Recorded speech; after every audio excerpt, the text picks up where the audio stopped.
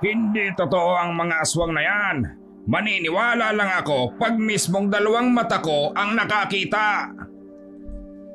Yan ang kadalasang sinasabi ng karamihan kapag napagkukwentuhan ay patungkol sa mga nilalang na kung tawagin ay aswang. Ngunit hindi mo na naising makasagupa o makaengkwentro ng ganitong mga nilalang at siguradong ikaw na mismo ang hihiling sa iyong katapusan. Hindi lang dahil sa nakatatakot na kaanyo nito, maging ang nakasusulasok na amoy, ang nakatatakot na alulong ng mga aso at ang pag-angil ng mga ito na siguradong lahat ng balahibo sa iyong katawan ay magtatayuan. Magandang araw po sa lahat ng ating mga tagapakinig. Tawagin niyo na lamang po ako sa pangalang Elmo. Nasa 47 anyos na ako ngayong kasalukuyan. Ako po ay kasalukuyang nakatira dito sa isang probinsya sa Kabisayaan. Hindi ko na lamang po babanggitin ang lugar para na rin po sa pribadong pamumuhay ng mga taga rito upang hindi rin makaapekto sa lugar lalo't dinarayo po ng mga turista ang aming lugar. Itong bahagi na ito ng aking kwento na ibabahagi sa inyo ay karanasan ko sa mga nilalang na kung tawagin ay aswang at nangyari ito noong dekada 90. Nasa edad 18 pa lamang ako noong mga panahon na yun nang makaengkwentro ako ng mga nilalang na kung tawagin ay aswang. Laki ako sa hirap, isang kahig, isang tukalang ika nga.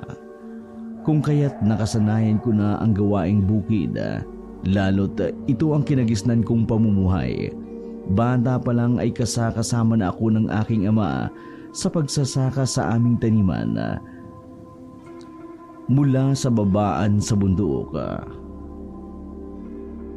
Paggugulay at prutas naman, pag kami ay napupunta sa kagubatan, ito ang aming pangunahing pinagkakakitaan sa araw-araw. Ang bintahan ay ipinagpapalit na lamang niya ito ng bigas, kape, asukal at iba pang mga pangunahing pangangailangan. Nangangaso rin kami ng aking ama sa bukid kung saan ang sakahan nito umaskilala sa tawag na kaingin. At katabi nito ang masukal na gubat kung saan bihirang may pumupuntang tao at kung meron man, tiyak na mangangaso rin. Dahil nga marami mga nagkukubling mga ligaw na hayop doon, lalo na yung mga baboy ramo, malalaking ibon, ligaw na manok at maral. Ang maral dito sa amin ay maihahalin tulad sa pusa, pero di hamak na mas malaki ito. Kadalasang kulay ng balahibo nito ay maihahalin tulad sa tigre. Sa madaling salita, ligaw na pusa o pusang gubat. Araw ng linggo yun, nagmagaya ang aking ama na mangaso kami sa hapon dahil marami raw siyang namataang mga ligaw na hayop na maaari naming mahuli.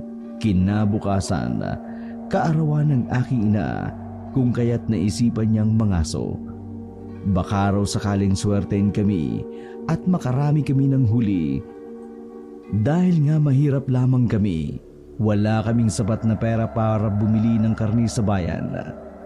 4:00 iyon na magpaalam kami sa aking ina para gumayak patungong kagubatan. Nasa ibabang bahagi ng palayan ang aming kinaroroonan at nasa taas naman ang mga pananim gaya ng mga gulay at prutas. Sa amin mismo ang lupang sinasaka namin dahil minana pa ito ng aking ama sa kanyang yumaong mga magulang. May iilang kapitbahay din kaming naninirahan na hindi kalayuan at ito ang minsang sinusuhulan ni tatang. Sa tuwing nagpapatulong ito sa aming sakahan, "Elmo, Daanan mo nga si paring Kaloy at sasama raw siya sa atin sa pangangaso. Bilisan mo lamang at bago dumilim, dapat makarating na tayo sa gubat. Nang sa ganon, makapaglagay tayo ng mga bitag. Marami akong nabataang mga maral sa ating gulayan doon. Naglakad kami noon at dahil dadaanan namin ang bahay ni Tio Kaloy patungo sa gubat, tinakbo ko iyon para yayain siya. Saktong kararating ko lang naman sa bahay ni Tio Kaloy, sinalubong niya na ako. Oh, Elmo, nasaan ang tatang mo? Sabi niya mangangaso kayo. Nandun ho. Papunta na nga po kami sa gubat, Ninong. Pinadaanan ka lamang po sa akin. Tara na ho. Kailangan daw bago maggabi, nasa gubat na tayo. Ganon ba? Sige. Tara na. Sandali at kukunin ko lang ang mga gamit ko sa pangangaso. Pagkagayak niya ay lumakad na rin kami. Pumanik naman kami patungong gubat at tahimik lamang kaming naglalakad para makiramdam sa paligid at nagbabaka sakaling may mamamataan kaming iba pang mga ligaw na hayop na pwede naming habulin o bitangin. Oh, Elmo anak, dito ka lang muna ha at kami ni Ninong Kaloy mo. Kami ang maglalagay ng mga bitag. Napakasukal kasi ng parteng yun sa dulo. Dito mo na lamang kami hintayin, ha? Babalik din kami kaagad kapag natapos na namin. Sige utang. Magmamatsyag na lang po ako sa paligid. Baka sakaling makahuli din po ako ng mga ligaw na kuneho. Nagpalinga-linga ako sa paligid. Mag-aalas 6 na iyon at nag-aagaw ng liwanag at dilim sa kakahuyan. Kung kaya't naisipan ko, habang wala pa sila, ay maglilibot-libot muna ako. Baka sakaling makahuli rin ako ng mga labuyo. Ilahas o ligaw na manok, ito po ang tawag ng iba. Sigurado ako, marami sa mga iyon ay tamang pagkakataon pa dahil nga naghahanap ang mga ito ng kanilang pahingahan. Sa paglilibot ko naman, hindi naman ako nabigo. May nahuli nga akong isang kuneho at mabilis iyong nabitag ng dala kong lambat. May 2 labuyo pa akong nahuli. Napangiti ako ng mga oras na yun dahil napag-isip-isip ko, makatitikim na naman ako ng ginataang manok. Lalo na kaarawan kinabukasan ni Ninang. At pihadong matutuwa rin iyon, lalo na ang aking ama. At habang bitbit ko ang mga nahuli ko, binuksan ko ang flashlight na di bateryang dala ko para magbigay liwanag sa aking daraanan.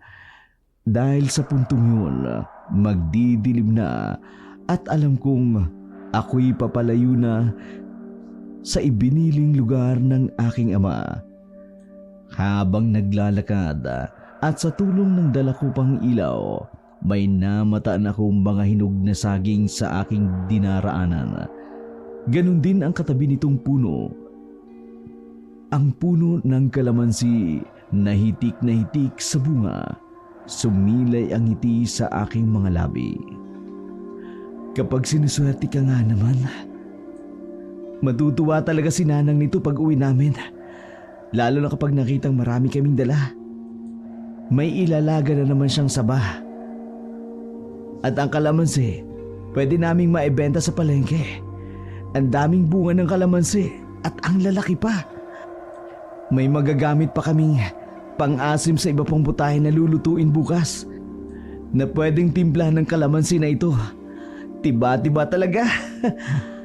Habang abala ako sa pamimitas ng mga bunga, inilagay ko muna ang mga nahuli kong mga ligaw na hayop, pati na rin ang kinuha kong mga hinog na saging at inilagay iyon sa sako. Sa puntong yun, hindi ko namamalayan. Nasa sobrang abala ko sa pamimitas, palalim na rin pala ang gabi. Kung kaya't pati ang flashlight ko pasuko na rin ang baterya. Hindi ko nga napansin na pati ang bulsa ko ay nalagyan ko na rin ng mga kalamansi. Pati ang supot na daladala ko na puno na rin. Akmang aalis na sana ako, bitbit ang mga daladala ko nang may mamataan ako sa di kalayuan. Isang napakalaking maral kung kaya't medyo marami na akong nakuha para bang may sariling isip ang aking mga paa para puntahan at huliin ito. Iniwan ko muna ang aking mga daladala at dun sa tabi ng puno ng kalamansi. Sinundan ko ang maral. Hindi ko alintana ang mga oras na yun. Ang mga mayayabong na talahib, pati na rin ang naglalaki ang baging sa loob ng kagubatan. Dinaanan ko na lamang dahil ang nasa isip ko ng mga oras na yun, hulihin ang ligaw na hayop na aking nakita. Dala ang aking itak at di bateryang flashlight na di na rin magtatagal ang tanglaw. Pilit kong hinagilap ang maral na yun pero bigla na lamang nawala ito sa paningin ko. Dismayado ako ng mga oras na yun at napagpasyan ko na lamang na bumalik dahil baka kasi kako hinahanap na rin ako nila Tatang at baka nag-aalala na ang mga yun sa akin. Pero gano'n na lamang ang gulat ko nang biglang namatay ang flashlight. Naku, ngayon pa namatay. Ay, tuluyan ang nawala ng ilaw ang flashlight ko. Paano na ako makakabalik nito? Sobra kasi napakadilim sa loob ng gubat. Teka, nasang direksyon na ba ako? Saan nga bang daan pabalik? Napalilibutan na ako ng mga baging at mayayabong ng punong kahoy. Ang dami ng mga talahib. Paano na ako nito? Kinakabahan na ako ng mga oras na yun at alam kong mahihirapan akong makabalik dahil nga wala nang kailaw-ilaw ang dala kong flashlight. Kung kaya't pilit kong hinagilap sa mayayabong na talahib ang daan patungo sa aking pinanggalingan. Dala ang aking itak, baka sakaling makabalik ako doon kaagad. At habang abala ako sa pagtataga, may namataan akong dalawang sulo sa di kalayuan na papunta sa akin ang direksyon. Base sa anino na nagmumula sa dulo, may mga babae ito. Naririnig ko rin ang mga hagikika nila habang naglalakad. Ibang klase. Ang tapang naman ng mga babaeng ito at talagang nangangaso rin sila sa gubat. Kakabilib. Napakatatag naman yata ng kalooban ng mga ito. Parang hindi natatakot sa mga mababangis na hayop. Pagala-gala lang sa gubat. Ganun pa man, may tuwa naman akong nararamdaman dahil kako may pagtatanuman ako kung saan ang labasan ng gubat na yun para makabalik na ako kung saan ako iniwan ni Tatang. Ang mga binibini, mawalang galang na. Pasensya na kung nagulat ko kayo. Maganda sila, pero ang ipinagtataka ko, bakit pasimpleng napangisi ang isang babae? Magandang gabi sa inyo. Magandang gabi rin sa iyo. Saan ba kayo pupunta? Gabi na kasi. Delikado para sa kagaya ninyo ang maglakad sa gubat. Huwag kang mag-alala at kayang-kaya na namin ang aming sarili. At baka nga ang makakita pa sa amin ng matakot. Napansin ko naman ang paggalabit ng kasama niya sa kanya, sabay may ibinulong ng kung ano. Nako, oo nga. Napakadelikado ng gubat nito. Kaya ikaw, bakit ka nandito? Tila naliligaw ka yata. Kami kasi papauwi na. Dito talaga kami dumadaan para makarating sa aming bahay. Nakaaakit ang mukha ng babaeng sumagot sa akin. Hindi ko alam, pero natulala ako sa taglay nitong ganda na parabang nabihag kaagad nito ang pihikan kong puso na parang musika sa aking tenga. Ang malamyos nitong boses. Hoy! Tinatanong ka ni Lia. Bakit ka nga pala nandito? Naku, ikaw iba na yung pagkakatulala mo sa pinsan ko. Doon pa lamang bumalik ako sa aking tamang wisyo. Napakamot na lamang ako dahil hindi ko alam, sobrang naakit ako sa alindog nito. Napatulala talaga ako. Pasensya na. Ang ganda kasi ng... oo, maganda ang buwan. Ako nga pala si Elmo. Anong pangalan niyo? Bahagya silang napatawa dahil sa sinabi ko. Kasi ng gabi na yun, wala naman talagang buwan. Kung kaya't tumalikod na lamang ako sa kanila dahil nahiya ako. Wala namang buwan ah. Sabihin mo, nagagandahan ka lang talaga sa pinsan kong si Lia. Ako nga pala si Beth. At itong pinsan ko ay si Lia. Ay siya nga pala, kanina pa kami nagtatanong kung bakit ka nandito. Gayong malalim ng gabi. Ano kasi may sinusundan akong maral at nawala itong bigla sa aking paningin. Parang naligaw yata ako eh. Hindi ko kasi alam ang daan pabalik. Nako, mabuti pa sumama ka na lang sa amin. At bukas ka na lang umuwi at siguradong... Hindi pa natatapos ang sinasabi ni Beth. Bigla na lamang itong hinila ni Lia papalayo sa akin. Hindi ko alam, pero pakiramdam ko ng mga oras na yun, parang may mali. Nang humarap na uli ang mga ito sa akin, nakita ko sa mukha ni Beth ang inis. Pilit namang humingiti sa akin ni Lia at mababakas ko rin sa mukha nito ang pagkabahala. Pero ipinagkibit balikat ko na lamang iyon. Ang mabuti pa, ihahatid ka na lang namin sa labasan ng gubat. Elmo, tama ba? Elmo ang pangalan mo? Salamat nga pala sa inyong pag-anyaya. Pero hindi ba nakakaya kung kayong mga magagandang binibini pa ang mag-aatid sa akin? Ayos lang naman sa akin. Kung ituro nyo na lamang ang daan, kaya ko namang lakari mag-isa. Oo nga, Lee! Hindi. Pasensya na Elmo. Baka kasi mapahama ka pa sa daan at maraming mababangis na hayop dito. Pasensya ka na rin sa inasal ko. Hindi ko alam, pero para talagang may mali sa dalawa. Yung inasal nila kapag kaharap ako, hindi angkop sa ugali ng mga kagandahang babae. Pero pilit ko pa rin isinasawalang bahala dahil baka kako nagmamagandang loob lamang ang mga iyon. Kaya hindi na rin ako nakatanggi sa paanyaya nilang ihatid ako sa labasan. Nagsimula na kaming maglakad. Isang makitid at makipot na daan. Kung hindi ako nagkakamali, bihira lamang iyong daanan dahil nagtataasan ang mga talahib. Ngunit hindi pa kami nakalalayo. Nagsalita sa aming likuran. Sa gulat nga namin, parehas kaming napalingon. Napahawak ang dalawang babae sa kanilang mga dibdib. At saan kayo sa tingin niyo pupunta, Lia, Beth? At may panauhin pala kayong dala. Bakit hindi niyo anyayahang tumungo sa ating baryo? Nang sa ganon, magkaroon naman tayo ng munting salo-salo.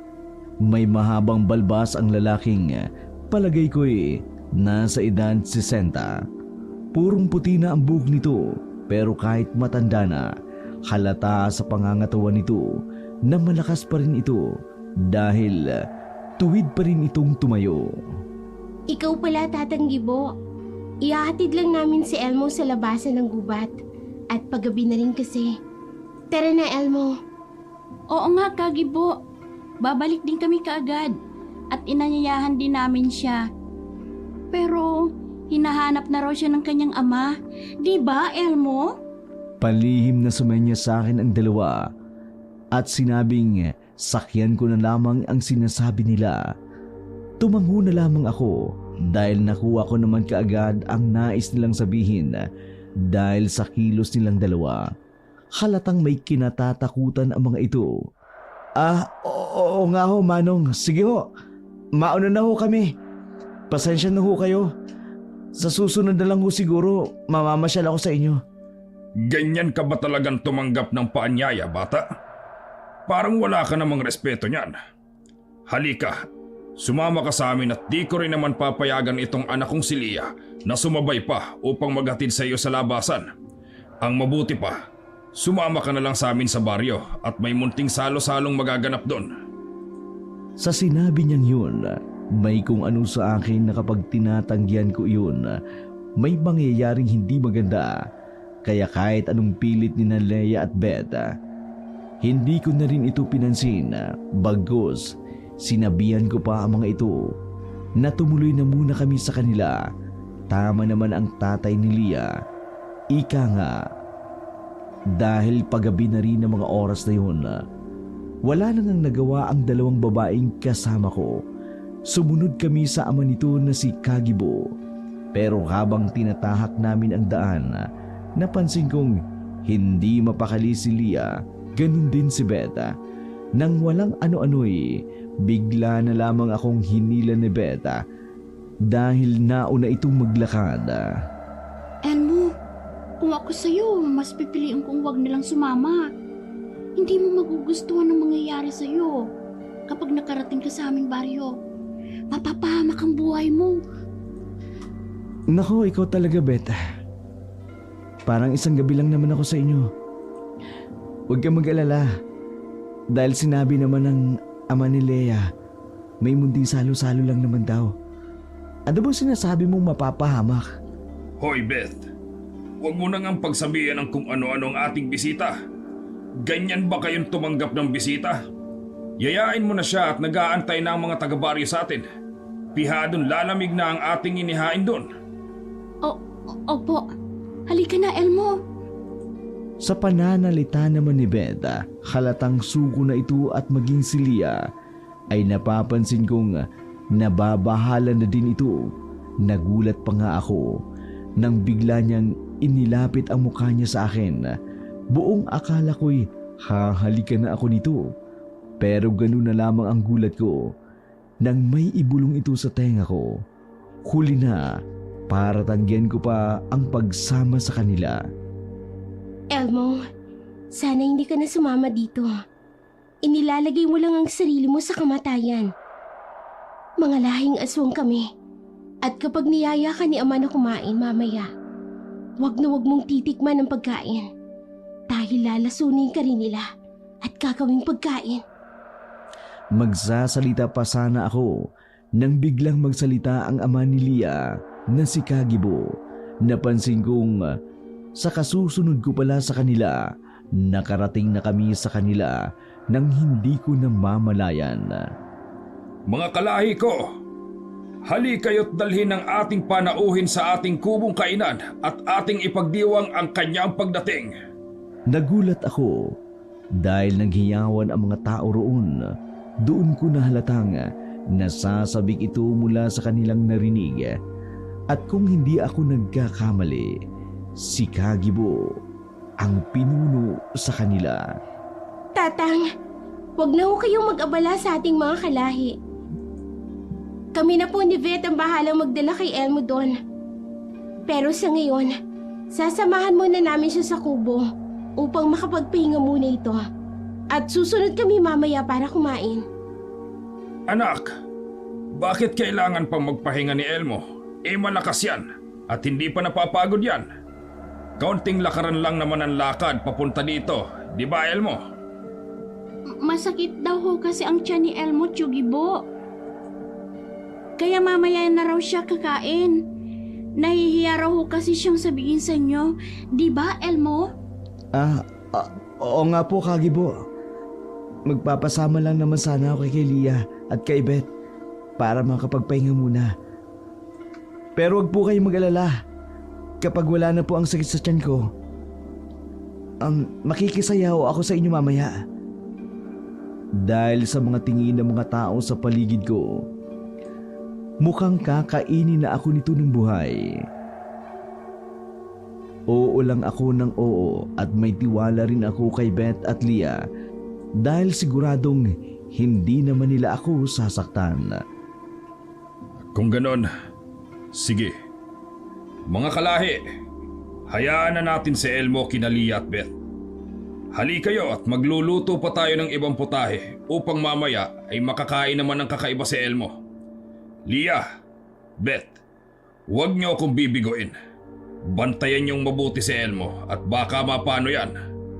Pagkasabi ni Yun, tumalikod na siya at napasingot-singot pa na nakasunod naman sa kanya ang mga kalahi raw nito. Hindi ko mawari ang kilos ng mga ito. Tila mga asong ulol. Hindi rin nalilingid sa akin ang pagsenyas nito sa mga kalalakihang bantayan raw ako gamit ang mga senyas ng kamay nito. Ganon din ang matatalim na titig nito kay Beth at kay Lia. Huwag kayong mag-alala, Tatang. Kami na po ang bahala kay Elmo. At hindi siya makakawala pa. Susunod na lamang po kami doon mamaya sa inyo. Pangako po yan.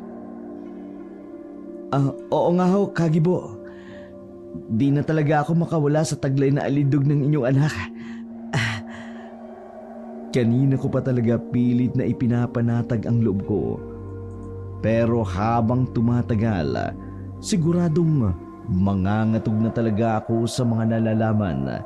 Idagdag pa ang mga nakatatakot na titig ng mga taong naruroon sa baryo na yun.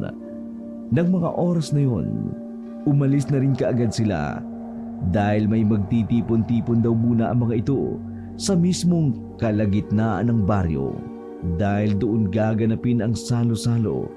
Ako naman, kasama ang dalawang babaeng sina Lia at ang pinsan nitong si Beth, dinala ako sa isang kubong hindi naman kalakihan, gawa ito sa nipa at sa sawali. May silong din ito at gawa sa kawayan.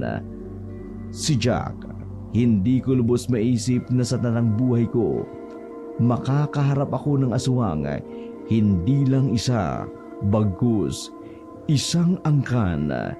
Hindi ko man makita ang nakatatakot na mga wangis na mga ito.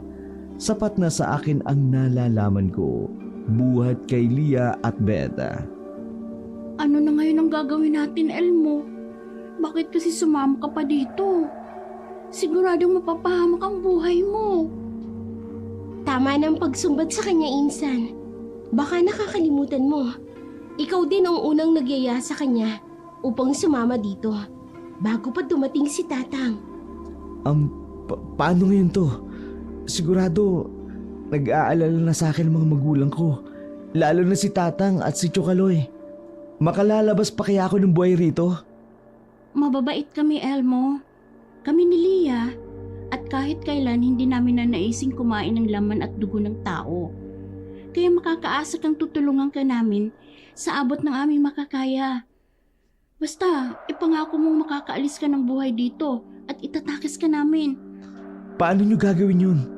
Kung dadalawa lamang kayo, buong angkan nyo, yun yung makakalaban nyo. Pati ang ama ni Leia, siguradong hindi papayag yun. Lalo't siya yung tumatayong leader ng inyong angkan. Wala na sigurong pag-asang makaalis pa ako ng buhay. Ano ka ba naman, Elmo? Huwag ka nga mag-isip ng ganyan. Ang isipin mo ay ang makatakas ka sa angkan namin para hindi ka nila kainin. Aray! Nagulat na lamang kami nang bigla itong napatili. Napaupo sa sahig na kawayan habang hawak-hawak ang paa nitong tila nalapnos pa. Hala, anong nangyari sa'yo, Beth? Bakit parang nalalapnos ang paa mo? Huwag mong sabihin. Tama, may naisip na ako para makatakas ka dito, Elmo. Napansin niya ang buto ng kalamansi sa sahig na gawa sa kawayan. Naalala kong napasalampak nga pala ako kanina nang napaupo ako sa sahig na kubo. Hindi ko namamalayan may nakalabas na palang kalamansi sa aking bulsa. Hindi sinasadyang naapakan iyon ni Beth. Habang nagsasalita ito kanina, doon ko rin naalala. 2 bulsa ko pala ang may laman noon at mainam daw iyon na pangontra sa mga aswang. Kung ganun, takot kayo sa kalamansi? Salamat naman kung ganun. Kapag sinuswerte ka nga naman. Saan mo nakuha yun, Elmo? Bakit ka may dala niyan? Oo, takot kami sa kalamansi. Isa ang kalamansi sa lason para sa aming mga lahing aswang. Ah, ganun ba? Doon sa gubat, kung saan ko namataan ang mga maral. Kaya sinundan ko ito. Marami pa ako doon, iniwan ko lang doon sa isa kong supot. Saan banda mo ito iniwan? Kailangan ding makahingi tayo ng tulong mula sa babaan ng bundok. Hindi pwedeng tayong tatlong lalaban kinatatang at tsak na mahihirapan tayo. Sawa na rin kasi ako sa kanilang pamumuno dito sa aming baryo. Hindi ko kailanman nanaising maging katulad nilang hayok sa laman. Mas gugustuhin ko pang mamuhay ng normal, katulad mo, Elmo. May naisip akong plano, Lia. Elmo. Ano? Ano? May ibinulong ito sa amin. Napangiti naman kami sa plano nitong naisip. Tsak na mauubos nga ang mga kalahi nila na nakatira sa baryo na yun kung magtatagumpay kami. Sigurado ba kayo sa plano nyo? Paano naman ang inyong mga kalahi? Lalo na ang iyong ama, Leia. Sigurado na ako, Elmo. Kung ang kapalit naman nito'y katahimikan at kapayapaan para sa mga normal na tao, gagawin ko. Kahit isakripisyo pa namin ang aming buhay, madaig lamang ang aming mga kalahi. Tulad ng sabi ko kanina, gusto ko ng normal na buhay. Yung malaya akong makakahalubilo sa mga tao sa babaan ng bundok. Ganun rin sa bayan. Kaya buo na ang aking pasya.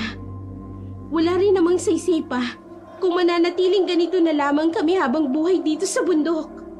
Kitang-kita ko ang pagdaloy ng luha nito sa kanyang mga mata. Wala sa sariling nilapitan ko ito at pinahid. Niyakap ko rin ito at ramdam ko ang hirap na naging pasya nito.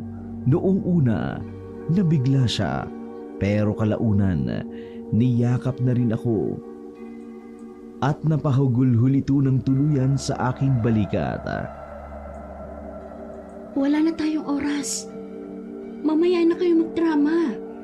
Kapag nagtagumpay na tayo. At pinsan kong Leia, kung sakaling hindi tayo magtagumpay, ay lalaban pa rin ako para sa inyong kaligtasan ni Elmo. Alam ko ang nararamdaman ninyo para sa isa't isa. Kaya handa kong ibuwis ang buhay ko para sa inyo. Maraming salamat nga pala sa pagturing mo sa akin bilang isang tunay na kapatid. Hanggang sa kabilang buhay, ay tatanawin ko pa rin isang malaking utang na loob sa iyo. Maraming salamat. Magtatagumpay tayo, Beth. Isasama kita sa paglaya ko mula sa ating angkan. Matatalo natin sila. Tama na itong iyakan. Sige na, aalis na ako, Leia. Elmo, habang abala pa ang lahat sa kubong kainan. At pangako, babalik ako kasama ang pupuksa sa ating angkan, Leia. Nagpaalam na nga siyang aalis na. Palingalinga pa siya sa paligid para tingnan kung may makapapansin sa kanya. Nang masiguro niyang walang makakahalata, mabilis siyang umalis. Narinig na lamang namin ang pagaspas ng pakpak papalayo sa kubo na wari isang malaking ibon. Babalikan kita dito, Elmo. At huwag na huwag kang lalabas hanggat hindi ako nakakabalik. Maliwanag? Kukuha lang ako ng paglalagyan ng katas ng kalamansing yan. Umalis na rin si Lia. Mabilis na lumabas ito ng kubo habang ako naman naiwang hinihiwa ang mga kalamansi. Ang plano kasi namin sa kalamansi na aking dala ay siya kong ipipiga sa mga lambanog na kadalasan nilang iniinom, lalo't may salo-salong magaganap ngayon sa kanilang kubong kainan. Patnubayan nawa ako ng Diyos. Magtagumpay sana kami sa aming plano. Marami pa po akong gustong gawin sa buhay ko, Diyos ko. Gusto ko pang bumuo ng pamilya kasama si Lia. Nakaramdam ako ng takot at pag-aalala na baka hindi umayon sa amin ang pagkakataon. Pero batid kong naririnig ng Panginoon ang aking panalangin at siguradong hindi kami nito bibiguin. Ngunit nagulat na lamang ako nang marinig ko ang boses ni Lia. Totoo ba, Elmo? Bubuo tayo ng pamilya? Gusto mong bumuo tayo ng pamilya? Ano kasi, Leia? Di ko na nagawang tapusin ang sasabihin ko nang bigla niya akong niyakap at kinintila ng mabilis na halik sa labi. Sa gulat ko, halos hindi ako nakakilos kaagad. May nararamdaman ako para sa iyo, Elmo. Hindi kita tutulungang makaalis dito kung wala akong nararamdaman para sa iyo. Unang kita ko pa lang sa iyo, alam kong ikaw na magpapatibok ng puso ko. Huwag kang mag-alala. Malalampasan rin natin ito. Sama-sama nating lalabanan ang aming kalahi. Sabay-sabay tayong aalis dito ng buhay, Elmo. Napangiti ako sa sinabi niya. Di ko alam. May pagtingin din pala siya sa akin.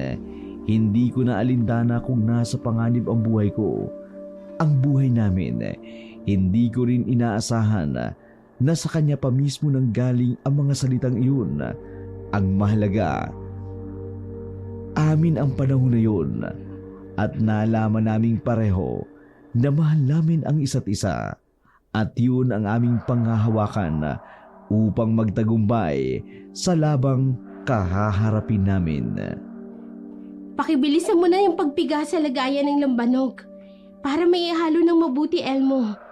Baka kasi nagtataka na si Ama kung bakit wala pa tayo ron. Pihadong naghihintay na ang mga yun doon sa atin. Hindi naman kita pwedeng tulungan dyan. Mapapaso ang balat ko niyan.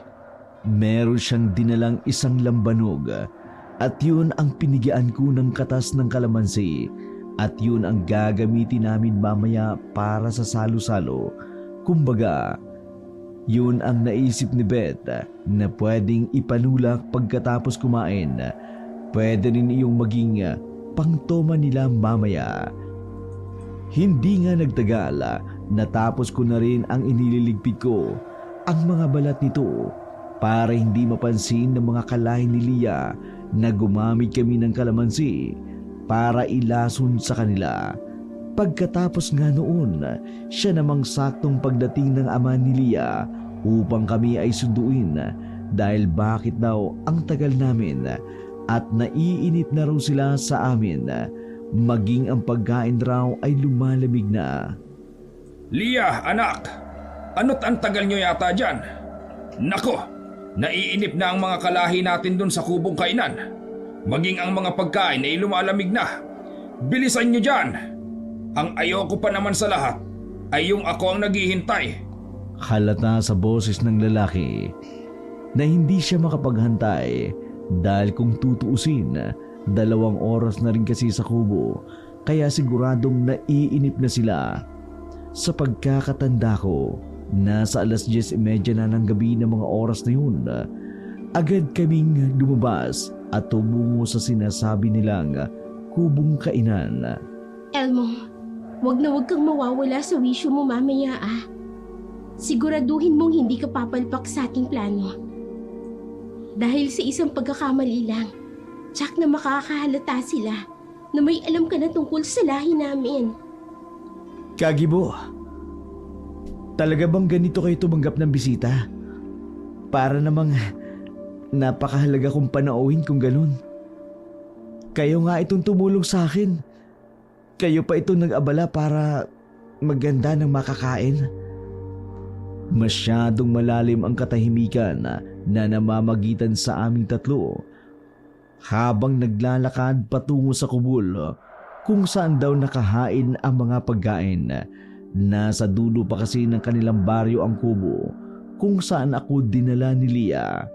Napansin ko rin kakaiba iyon sa lahat ng kubo na naruroon dahil malinis iyon, hindi malansa, hindi tulad sa naaamoy ko nung naglalakad kami habang dumadaan kami sa iba pang nakatirik na mga kubol na animoy, patay at nabubulok na daga. Kaya napasuka ako sa amoy pero pili kong pinigilan dahil ayokong makahalata ang ama ni Lia. Salamat naman at nagustuhan mo ang aming pagtanggap sa iyo. Ganito kami talaga dito sa aming munting baryo. Huwag ka rin mag-alala dahil dito ka rin ihihimlay.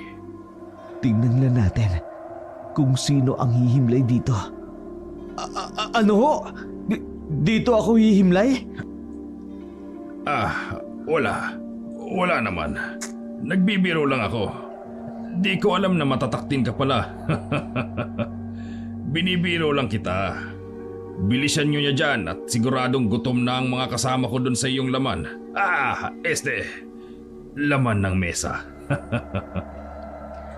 Lalong nangatog ang aking tuhod sa mga sinabi niyang yun. Pero nang maramdaman ko ang mabining pagpisil sa akin ni Lia sa aking tagiliran, kusang nawala ang takot na aking naramdaman. Yung tipong siya ang lakas ko upang labanan ang takot ng mga panahong iyon. Elmo, tatagan mo ang iyong loob. Huwag kang magpapakita ng takot. Hindi mo pa lubusan kilala ang aking lahi. Mas masahol pa sila sa hayop, lalo pat nasa mismong harap mo nila gagawin ang karumal-dumal na paglamon ng buhay na kanilang nabibiktima. Kaya dapat buong yung loob dahil buhay mong nakasalalay dito. Tandaan mo, isang pagkakamali mo lang, sira ang plano natin. Isang pagkakamali mo lang, Elmo. Sige, Lia. Maraming salamat sa inyo ni Beth. Sisikapin ko hindi magkamali para sa ating tagumpay. Mga kalahi, andito na ang ating panauhin. Tayo ay magdiwang. Nagsialulungan ang lahat ng taong naruroon nang marinig ang sinabi ni Kagibo. Ako naman, mas lalong nangamba dahil isang kuta pala talaga ng mga aswang ang baryo na yun. Yung iba naman, napansin ko pang tumutulo ng malalapot na laway tapos nanlilisik ang kanilang mga mata na nasa direksyon ko ang tingin. Mabuti pa kumain na tayo, Tatang. Gutom na kasi ako. Ikaw rin, hindi ba, Elmo? Oo, katunayan nga po. Kanina pa talaga ako nagugutom.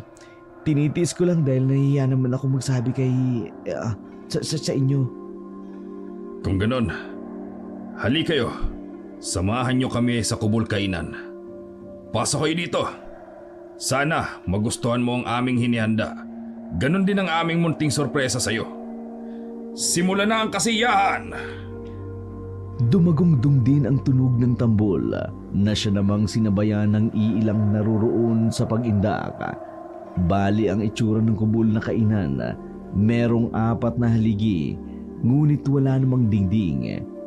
Pero may bubong itong gawa sa nipa.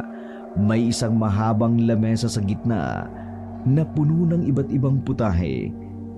Halos puro karne. Natatakam ako ng mga oras na yun.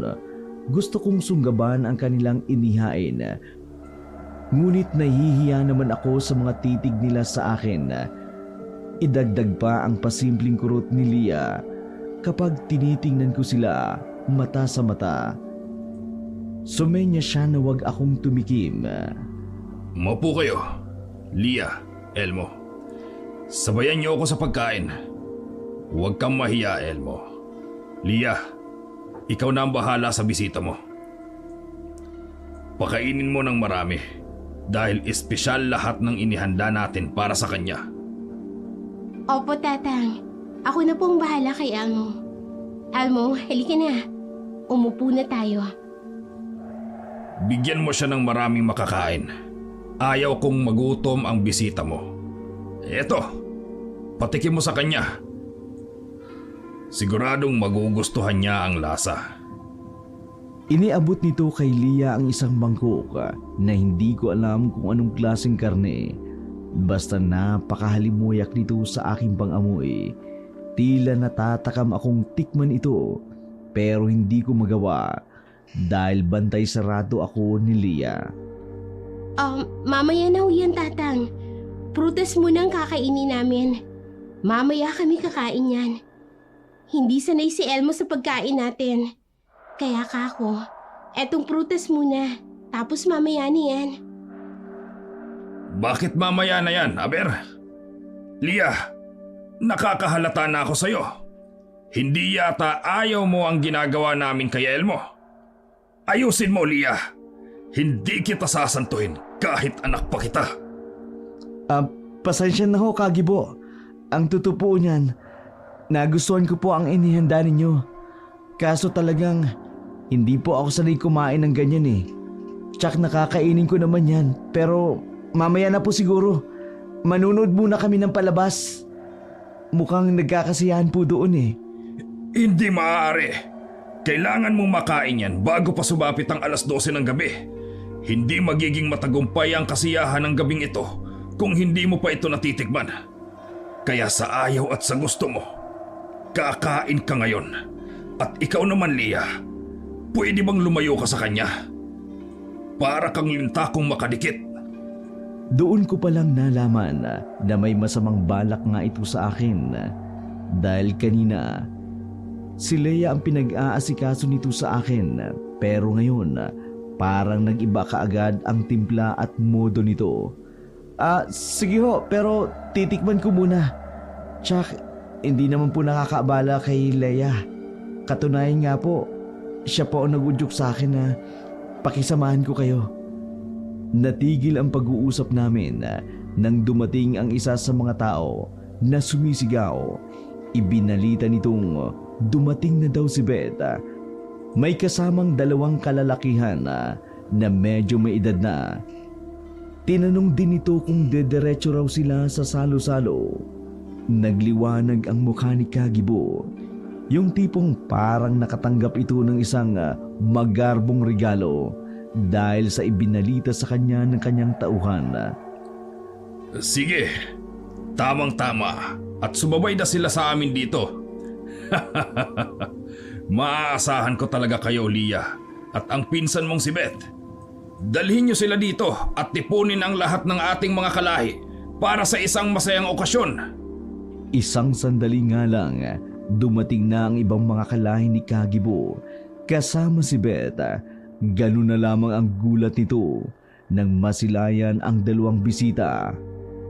Tatang, Ninong Kaloy, kayo ba ang mga bagong panauhin? Naibulalas ko na lamang dahil sa aking gulat.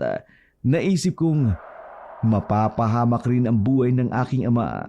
Ganun din si Ninong Kaloy. Aba, kilala mo pala ang bagong panauhin natin, Elmo. Kung ganon, isang karangalan sa amin ang makilala ang iyong ama at ang kasama nito. Bakit hindi mo sila yayaing umupo muna dito at sabay-sabay na tayong kumain? Total, marami naman kaming inihandang pagkain dito. Tatang, baka gusto niyo muna mag-inuman ng tuba kasamang ama ni Elmo bago kayo magsalo-salo dito. Para naman magkumustahan kayo. Tama ang dalaga mo, kaibigan. Total na pagod kami sa pangangaso. Baka may maiinom tayo dyan. Saka mabuti na rin palang sumama kami rito kay Beth. Dahil nandito rin pala ang anak kong si Elmo. Salamat at dito siya napadpad sa lugar ninyo. Siguradong ligtas siya rito. Hindi rin nakaligtas sa aking paningin ang kindat ng isang mata niya sa akin na nakuha naman agad ang nais nitong iparating. Tamang-tama. At mayroon kaming espesyal na inumin na inihanda. Leah, Elmo, halik kayo at samahan niyo ako. At dalhin niyo dito ang lambanog. Hindi pa nga ako nakasasagot. Hinila na nito ang aking kamay na siya namang naging dahilan para mamula ako. Ikaw ba naman ang hawakan sa kamay ng babaeng tinatangi mo? Ano kaya ang mararamdaman mo? Tumango na lamang ako sa aking ama, saka nagpatianon sa paghila sa akin ni Leah. Ganun pa rin ang ginawa ni Beth kay Tatang at kay Ninong Kaloy. Alam kong sa pagkakataong iyon, malaki ang tsansang magtatagumpay kami sa aming mga plano. Dahil nakabalik na si Beth, kasama pa nito ang aking ama na may alam ding pangontra sa mga aswang. Nang makalayo-layo na kami, upang pumunta sa kubo kung saan iniwan namin ang lambanog na pinaghaluan namin ng kalamansi. siya namang nagsalita si Beth. Insan, Leah, Elmo, umaayon sa atin ang pagkakataon. Hindi na rin ako nahirapang himukin pang yung ama. Dahil matagal na rin pala niyang alam na sa baryong ito ay ang siyang angka naming mga aswang. Kaya noong sinabi ko sa kanya na nandito ka, ay hindi na agad ito nagdalawang isip na sumama ka agad. May ginawa ring tulong ang ilan mong mga kamag-anak, maging ang kasama ng iyong mga magulang kanina nung hinahanap ka nila. Mamaya, darating sila. Dala ang kakailanganin nating tulong. At naghihintay lang sila ng mga senyalis na gagawin ko para sumugod. Tuwang-tuwa si Beth dahil may mga tulong sa amin para magupo ang kanyang mga kalahi na siyang nagbigay ng kilabot sa mga karatig baryo at lugar na malapit sa amin. Kung ganon, hindi lang ang ama ni Elmo at ang tiyo Kaloy niyang siyang kasama mo rito. Magandang balita yan. Ang gawin na lang natin ngayon ay mapainom ang lambanog na hinaluan namin ni Elmo ng kalamansi. Nang sa ganon, kahit kalahati lang ng kalahi natin, mabawasan na para hindi na dumanak pa ang dugo sa ating baryo. Mahihirapan kasi tayo kapag hindi nabawasan ang bilang ng ating kalahi. Walang lakas sa mga tao kung hihahaling tulad sa atin. Ako naman ay tahimik lang na nakasunod sa kanila. Pero hindi ko rin maiwasan ang hindi makaramdam ng tuwa buhat sa aking narinig mula sa kanila. Pagkarating nga namin sa kubo kung saan ako nagpahinga, kinuha ko kaagad ang lalagyan ng lambanog. Isa itong malaking galon na siguro'y nasa 20 litro ang laman nito na siyang pinaghaluan namin ng katas ng kalamansi. Pagkabitbit ay agad kaming tumalilis patungo sa direksyon kung saan sila tatang nakapwesto habang nagkakatuwaan naman ang mga kalahin ni Leah. Tatang, andito na ho kami! Uminom siguro muna kayo ng lambanog na to upang mas maging magana po ang inyong usapan. Agad ko naman itong inabutan ng baso at sumenyas na inumin niya para hindi malata ng iba na may kalamansi kaming inilagay doon. Ganun din ang ginawa ko kay Ninong Kaloy. Agad naman nilang nilagok iyon. Napatitig na lamang sa direksyon namin ang ibang kalahin ni Leah habang ginagawa namin ang bagay na yun. Ilang sandali pa nga, inabutan na rin namin sila ng basong gawa sa bolo o tapyas na kawayan na may lamang lambanog.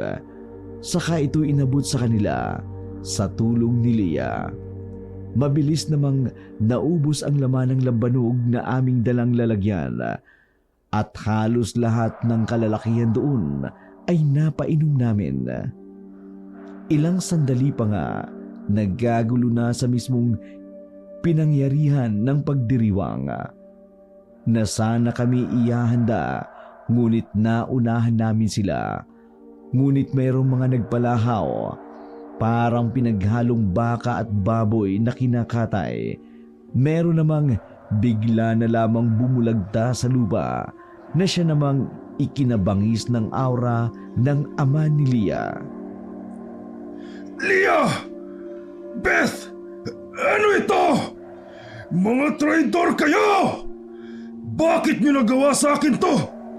Bakit nyo nagawa sa mga kalahi natin to? Mga wala kayong utang na loob! Pasensya na, Tatang. Ngunit hindi na namin matiis pa na makulong sa baryong ito. Ito na siguro ang tamang pagkakataon para naman sa kalayaan ng lahat na walang kinikimkim na takot sa mga tulad niyong hayok sa laman at dugo ng tao. Tama na ang paghasik ng lagim. Nakakasuklam mo ang ginagawa ninyo!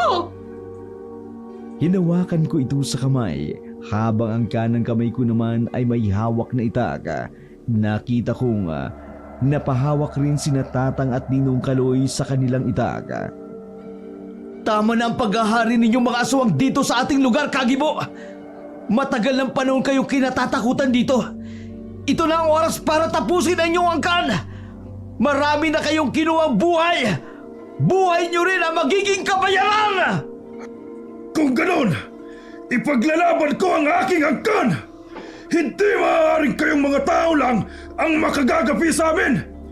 Nagawa niyo pagkunin ang simpatya ng aking anak at pamangkin!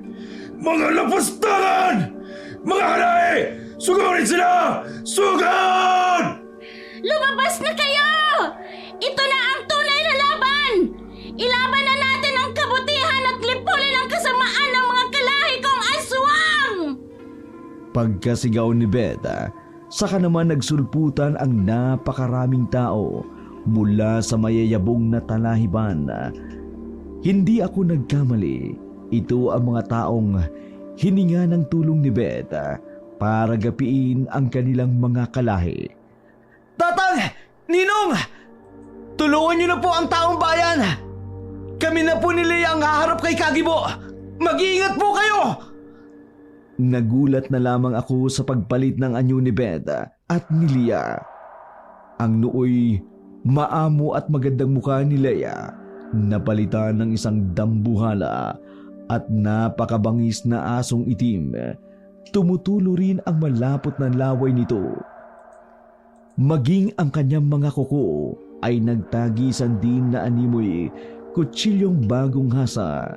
Ganon din ang bilugang bunganga nito na puno ng matutulis na nagsisibaba ang mga ngipin. Si Beth naman, nakita ko na lamang na nasa ere na habang ikinukumbas ang malapaniki nitong pakpak gamit ang matutulis na kuko. Isa-isa niyang dinagit ang iba pa niyang kalahi. Sa kanya ito dinala sa ere at ibinalibag sa lupa. Leia! Beth! Mga traidor kayo! Papatayin ko kayo! Hinding-hindi ko kayo sasantuhin! Maging ikaw, Leia! Kahit na anak kita! Dumaan ka muna sa itakong kawarat ka! Dumaan ka muna sa itakong aswang ka! Hindi ko hahayaang madapatan ng maruruming mong kuko ni dulo ng balahibo ni Leia! Ako ang harapin mo! Lalaki sa lalaki! Tao sa aswang! Nawala na rin kasi ang kaninang nararamdaman kong takot, lalo't may lakas loob na ako. Unti-unti nang nalipol ng mga taong bayan ang mga kalahi nitong aswang. Malaki talaga ang naitulong ng lambanog na aming naipainom sa kanila. Dahil nangingisay lamang ang mga ito sa lupa, pero di yata napakalakas ni Kagibo. Tila hindi mo lang ito naapektuhan. Kung inaakala mo, maiisahan mo ako, bata, ay dyan ka nagkakamali. Hindi yata pulido ang inihalo niyong katas ng kalamansi sa lambanog dahil may buto pa ito. Kaya ni isang tulo ay di ako tumikim! Kung hindi ka man mamamatay sa lambanog at kalamansi, sisiguraduhin mamamatay ka sa gamit kong itak! Nakikita mo ba ang paligid mo? Parang ikaw na lang ang nakatayo ngayon! Mahinang nilalang! Magbabayad ka, bata! Pagbabayarin kita! Ipapatikim ko sa iyo ang galit ng isang pinonong aswang! Ah! Pagkasabi noon ay sumugod siya sa akin. Sa gulat ko nga, dahil sa bilis nito, nakatayo na lamang ako at natulala sa kanya. Pero nagitla ako nang biglang tumalon si Leia na nasa anyong mabangis na aso at tinulak ako at napasalampak ako sa lupa. Pagbaling ko sa mga ito, napaibabawa na ito ng kanyang ama, si Kagibo. Ngunit pilit na sinasakmal ito ang paa ng kanyang ama. Hindi ako nagdalawang isip na tumayo kaagad at tumakbo ako kung saan silang naruroon. Walang habas na pinagtatataga ko ng itak. Hindi ko tinigilan hanggat hindi napuputol ang isang paa nito. Tad-tad ito ng saksak bago kumalas sa pagpapaibabaw nito sa kanyang anak na si Leia. Tumulong naman sa amin ang taong bayan dahil tanging si Kagibo lamang ang natitira sa kanyang mga kalahing aswang. Elmo, kami na bahala kay Leia! Tapusin mo na ang damuhong halimaw na yan bago pa yan makatakas! Binitiwan ko ang aking dalang itak. Saka kinuha ko kay Ninong Kaloy Ang dala nitong pinatulis na bolo ng kawayan, saka itinakbo sa direksyon kung saan naruroon si Kagibo. Habang iniinda ang sakit, buhat sa ginawa kong pagputol sa kanyang paa, hindi rin ito nagawang pagalingin pa dahil ang talim ng itak na ginamit ko sa kanya, pinahiran ko ng katas ng kalamansi. Ano ngayong Kagibo? Akala ko pa naman malakas ka. Bakit tila yata mayabang ka lang dahil sa mga kalahi mo? Napakahina mo naman palang nilalang. Wala ka na bang sasabihin bago kita lagutan ng hininga? Walang hiya ka, Elmo. Tinuring ka naming bisita. Pero ito ang kinanti mo sa amin. Wala kang utang na loob. Nahirapan na siyang magsalita dahil sa sakit na dinanas nito mula sa putol niyang paa. Nanlilisik sa galit ang kanyang mga mata. Ano ka mo, Kagibo? Itinuring na bisita? Salamat naman kung ganon. Di yata'y hindi bisita ang pagkakaalam ko ang turing niyo sa akin. Ang sabihin mo, baka ka ako pagkain at panglaman lang ng sikmura niyong hayok sa laman! Pagkasabi nun, saka ko naman itinusok sa kanyang kaliwang hita nang unti-unti na itong nagpalit ng anyo bilang tao. Tapusin mo na lang ako, Elmo. Huwag mo na akong pahirapan pa. Tama na ito. Ngayon, mararamdaman mo ang sakit sa mga ginawa niyo sa taong bayan bago niyo sila katayin ng buhay at ipanglaman sa inyong mga sikmura. Kulang pa yan sa sakit na dinulot niyo sa buong bayan. Ilang pamilya ba ang nawala ng mga mahal sa buhay at nagdusa dahil sa ginawa ninyo? Inundayan ko pa siya ng saksak gamit ang gawayang pinatulis ang dulo. Palahaw naman itong palahaw sa sakit habang unti-unting nalalagutan ng hininga hanggang bawian na nga ito ng buhay. Matapos noon, napasalambak na lamang ako sa lupa dahil sa pagod. Di ko lubos maisip na makakaengkwentro ako ng mga aswang. Hindi lang isa, kundi isang angkan pa ng mga aswang. Puno rin ng tilamsik na dugo ang aking damit, maging ang ibang parte ng aking katawan dahil sa pagpaslang ko kay Kagibo. Sa wakas, natapos na rin. Ano? Uupo ka lang ba dyan? Hinihintay ka na ni Leia doon. Oh! Nag-anyong tao na si Beth nang kausapin ako. Sabay itinuro niya ang gamit ng kanyang muso, ang direksyon ni Leia. Ikaw pala, Beth. Napagod lang ako. Ang bangis pala ng mga kalahi niyo. Grabe ka, Elmo. Napahanga mo ako ah. Mas mabangis ka pa pala sa aming mga aswang. Nagtawanan pa kaming dalawa habang inililibot ang aming paningin sa kanilang baryo. Maraming nagkalasog-lasog na katawan sa paligid at mga lamang loob ng kanilang kalahi. At iba pang parte ng katawan ng walang awang pinagtataga ng taong bayan. Ngunit ganun na lamang ang gulat ng taong bayan nang isa-isa na lang sinunog ang mga kubo. Dahil may isang kubo na sobrang dami ng bungo ng taong naruroon, maging ang mga bungo ng mga ito. Ganun pala talaga sila kabangis dahil sa sobrang dami nilang binibiktima mula sa taong bayan. Sa isip ko pa, tama lang ang naging desisyon namin na tapusin sila dahil mas dadami pa iyon kapag hindi sila nalupig. Kumusta ang pakiramdam mo, Leia? May masakit ba sa'yo? Huwag mo akong intindihin, Elmo. May kakayahan kaming gamutin ang aming mga sugat. Lalo't hindi naman ito malala. Ang mabuti pa, sunugin na lamang natin ang baryo upang maburang lahat na kademonyohang nagawa ng mga kalahi ko dito. Maaari niyo bang gawin yun, Elmo? Wala namang problema sa akin.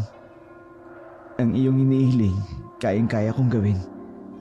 Leia, Yun talaga ang plano ng mga taong tumulong sa atin. Magpahinga ka na lang muna dito para maging maayos na ang iyong kalagayan. Dahil pagkatapos nito, isasama kita sa bahay. Kayong dalawa ni Beth. Maraming salamat sa inyo. Utang ko sa inyo ang aking buhay. Kaya ngayon, hayaan niyong ako naman ang bumawi sa inyo.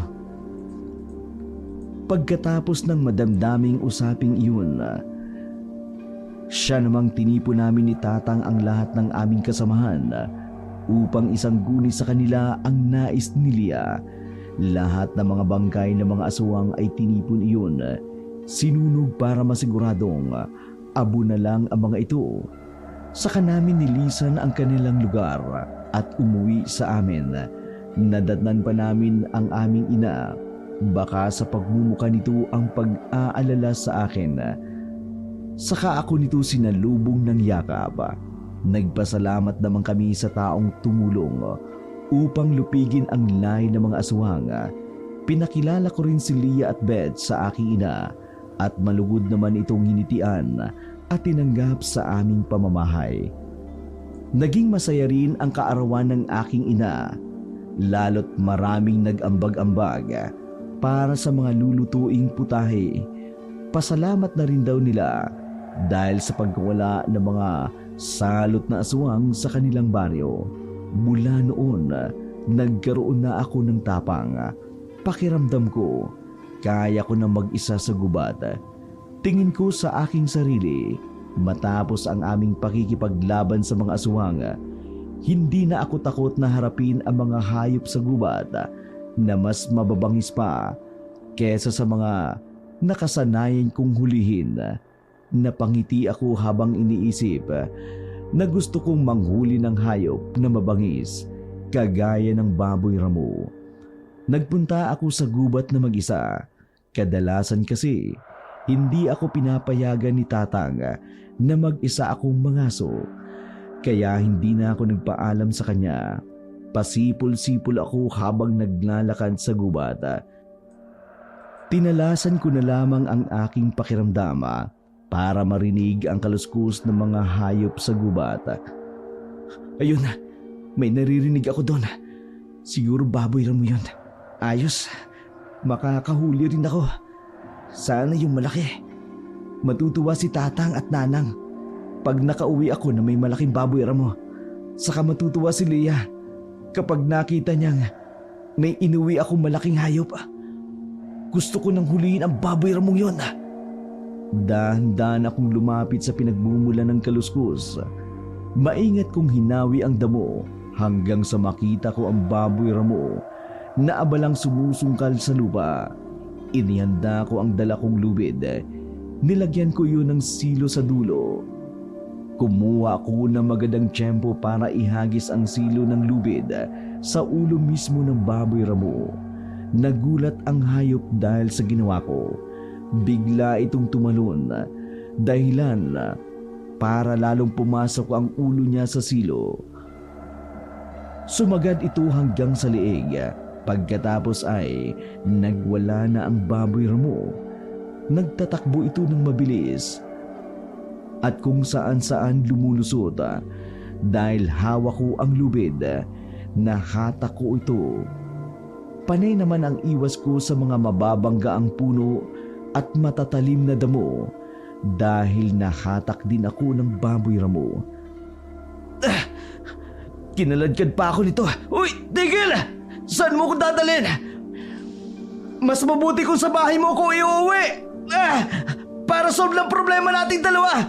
Tumigil ka ng baboy ramo! Puro galos na ako! Hinto naman! Sigaw ako ng sigaw habang hinahatak ng baboy ramo na yun. Habang inihigit ko ang lubid, lalo itong nagwawala. Maya-maya'y huminto ang baboy ramo dahil mukhang napagod na siya sa katatakbo. Palagay ko'y pareho kaming hinihingal. Nakita ko ang malaking puno. Umikot ako doon ng 2 ulit para maitali ko ang dulo ng lubid. Pagkatapos ay binitiwan ko. Saka naman hinarap ang baboy ramo. Nanlilisik ang tingin niya sa akin. Galit na galit ang mga pangil nito na ibinabaon sa lupa. Panay ang sugod niya sa akin, pero dahil nakatali siya sa puno, hindi niya ako magawang lapitan. Sinubukan kong lapitan ang baboy ramo para maitali ang mga paa nito, pero nagwawala siya. Kaya hirap na hirap ako. Sa lakas niya, nakita kong mapapatid niya na ang lubid. Binilisan ko ang aking kilos. Sinilo ko ang mga paa niya para lalo siyang magwala. Hanggang sa tuluyan ng mapatid ang lubid. Sinugod niya ako dahil sa galit. Nagtatakbo naman ako palayo sa kanya. Pero naman, hindi niya ako tinantanan. Tama na nga! Hindi na nga kita uhulihin. Sabi ko nga hindi ako ganun kalakas para manghuli ng malaking hayop. Doon ako sa mga maral. Kakainis naman. Tumigil ka na, uy! Napapagod na ako sa katatakbo! Sa katatakbo ko, may nahagip akong mabilis at kakaibang nilalang na nagpalipat-lipat sa sanga ng puno. Sa sobrang bilis nito, hindi ko makita kung ano ang itsura maliban sa mahaba nitong buhok at mabalahibong katawan. Huminto ako sa pagtakbo para tingnan kung ano ang nilalang na yun. Mukhang kakaiba ang nilalang na yun Masaya kaya kung yun na lang ang huliin ko. Kinakain kaya yun? Sinusundan ko ng tingin ang nilalang na yun hanggang sa tumalon ito at lumagapak sa harapan ng baboy ramo. Uy! Pinaghirapan ko yan! Akin na yan! Maghanap ka na lang ng sayo! Daya mo naman! Nanlaki ang mga mata ko nang biglang bumuhal ang baboy ramo. Pagkatapos ay nakita ko rin ang dugo ang kamay ng nilalang na yun. Mahaba ang kuko nito. At naisip kong sinaksak niya ang liig ng baboy ramo gamit ang matutulis na kuko. Sino ka? Anong hayop ka? Aswang ka ba? Kasi may kilala akong parang kagaya mo Pagkasabi ko noon, humarap siya sa akin. Unti-unti siyang nagpalit ng anyo at naging tao. Napamulagat ako nang makita kong si Lia pala ang aswang na yun. Laglag ang balikat kong pinagmasdan siya. Bakit gano'n ang itsura mo kapag aswang ka? Mas pumangit ka yata. Bakit? Ayaw mo na sa akin kung pangit na ako? Wala naman akong sinabing ganun. Tsaka, pinatay mo ang baboy ramo. Nakakainis. Bakit? Iniuuwi mo ba ng buhay? Nakita ko kanina na ikaw ang sinusugod ng hayop. Mukhang ikaw ang iuuwi niya ng patay sa bahay. Gusto ko nga kasing mahuli ng ganyan. Tapos, iuuwi ko sa'yo. Hindi mo naman sinabi. Pero hindi mo kayang manghuli ng ganyang kalaki at kabangis na hayop. Doon ka muna sa maliliit. Ay, nakakainis. Sige na nga, ikaw na nakapatay sa baboy ramo. Ikaw na magpasa niyan pauwi sa bahay. Ang sabihin mo lang, hindi mo kaya. Kasi masyadong mabigat. Ay, kaya ko kaya. Kapag kalahati lang yan, bawasan mo na lang. Lumapad ang ngiti ni Lia nang sabihin ko iyon. Natuwa siya dahil pinayagan ko siyang kumain ng sariwang karne. Basta hayop lang kakainin mo Hindi na sumagot si Lia. Kaagad siyang nagbalit ng anyo sa pagiging aswang. Gamit ang matutulis niyang kuko, kinatay niya ang baboy ramo. Inihiwalay niya ang kalahating bahagi nito, habang ang kalahati unti-unti niyang kinain. May katagalan din iyon bago niya iyon maubos. Dahil sa nabusog na siya, napasandal siya sa malaking puno at natulog. Nakagawa naman kaagad ako ng apoy at inihaw ang karne. Kumain din ako habang hinihintay na magising si Lia. Habang natutulog siya, nag-ikot-ikot ako sa gubat. Nagganap ako ng ibang maiuuwi maliban sa karni ng baboy ramo. nakakuha ako ng ilang gulay na mga pampalasa. Pagbalik ko sa pwesto, saktong gising na si Lia. Bigla niya akong sinigawan. Nanlisik ang mga mata niya at humaba agad ang pangil at kuko. Ako lang to! Bakit may dala kang kalamansi? Anong balak mo dyan? Parang pang-asim sa karne. Huwag kang ano? Napahinahon naman siya. Maya-maya pa'y nagyaya na akong umuwi. Tuwang-tuwa si Tatang at Nanang sa dala kong pang-ulam. Hay! Mukhang pang ilang araw na nating ulam yan ah! Pero mukhang kalahati na lang. May isang bumawas na siguro. Tawag dun, madaya. Kalma lang. Siya kasi nakahuli kaya kinuha niya ang parte niya. Di nyo naman lang sinabi na mga ngaso pala kayo. Di sana'y sumama ako, madadaya. Sa susunod, Insan, sumama ka. Ang totoo, sinundan ko lang naman si Elmo sa gubat. Nakita ko kasi siyang patakas. Nag-aalala ko. Huwag ka nang magpaliwanag. Ay, mukhang hindi na ako mag-aalala sa anak ko. May nagbabantay na sa kanya ng mahigpit. Kasi kung hindi, tsak magiging laman siya ng tiyan. Hala, si Tatang. Nagtawanan silang lahat sa sinabing iyon ni Tatang. Kahit ako'y nakitawa na rin kasi mukhang may punto naman siya. Sa ngayon po, meron na kaming 2 anak ni Lia, isang babae at isang lalaki. Hindi na nga ako nagkamaling. Si Lia ang maging asawa dahil tudo asikaso siya sa akin. Ganon din sa 2 naming supling. Sadya talagang ang mundo ay pinaninirahan ng iba't ibang nilalang. Huwag lang maging mapanghusgang tao. Siguro, mamuhay tayo sa lahat ng payapa at masaya.